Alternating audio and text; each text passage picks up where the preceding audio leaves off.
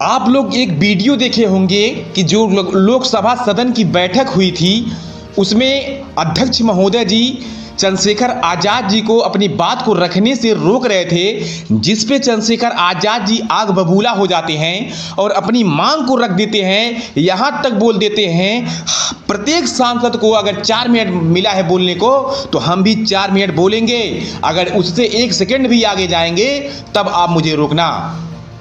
क्यों रोका जा रहा है मुझे बोलने के लिए, क्यों रोका जा रहा है मुझे अपनी बात को रखने के लिए? चंद्रशेखर आज़ाद जी कहीं न कहीं ये बहुत बड़ी बात बोल दिए अध्यक्ष महोदय जी से, और बोले यहाँ तक कि अगर सदन में बोलने का अधिकार नहीं है दलित वर्ग के सांसद को, तो आप सोच सकते हैं कि देश के अंदर दलित वर्ग के जनता के साथ कितना अन्याय होता होगा।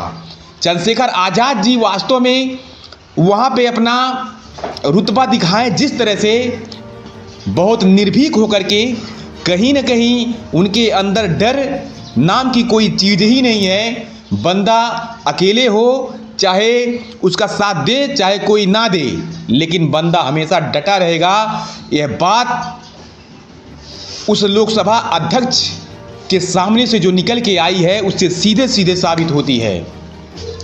चंद्रशेखर आज़ाद जी के अंदर वो जुनून है, जज्बा है, जो कहा जाता है कि सत्य के रास्ते पे चलना, चाहे दुनिया आपको छोड़ दे तो भी अपनी रास्ता नहीं बदलना।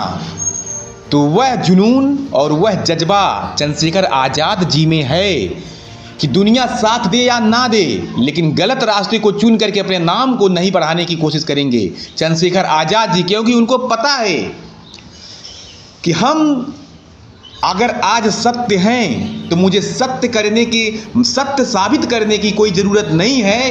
वक्त एक दिन हमारे पलड़े में आएगा, वक्त हमारे एक दिन पक्ष में आएगा, सत्य साबित हो जाएगा कि कौन सत्य था कौन असत्य था।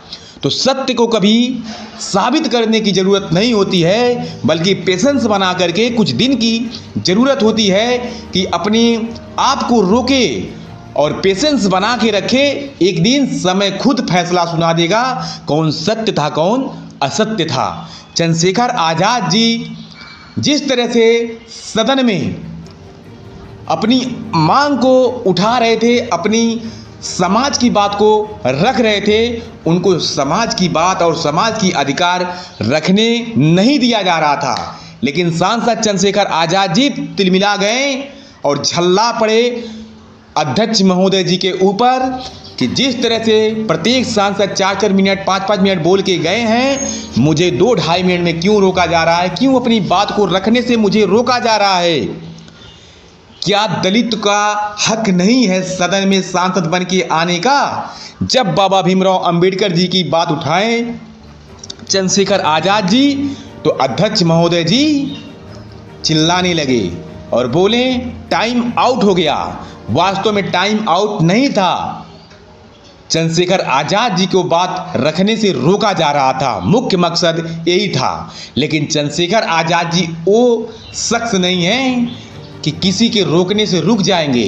अगर भारतीय संविधान, बाबा भीमराव अंबेडकर जी का संविधान अगर अपनी बात को रखने के लिए हर नागरिक को दिया है, तो चंद्रशेखर आज़ाद जी नगीना से सांसद चुन के जाते हैं दिल्ली, तो दिल्ली सदन में अपनी बात को क्यों ना रखें? ये हो ही नहीं सकता है, वो भी चंद्रशेखर आज़ाद जैसे शख्स कि वापस आ जाए अपने बात को बिना कहे, ये कभी नहीं हो सकता है। और इसीलिए कहा जाता है पूरे भारत में इकलौता मात्र एक ऐसा सांसद चंद्रशेखर आज़ाद जी जो गरीबों का हक की मांग करने वाला, और जो गरीबों का आवाज़ उठाने वाला, जो अत्याचार किया जाता है गरीबों के साथ में उनके खिलाफ आवाज़ उठाने वाला मात्र हुनर है चंद्रशेखर आज़ाद जी में।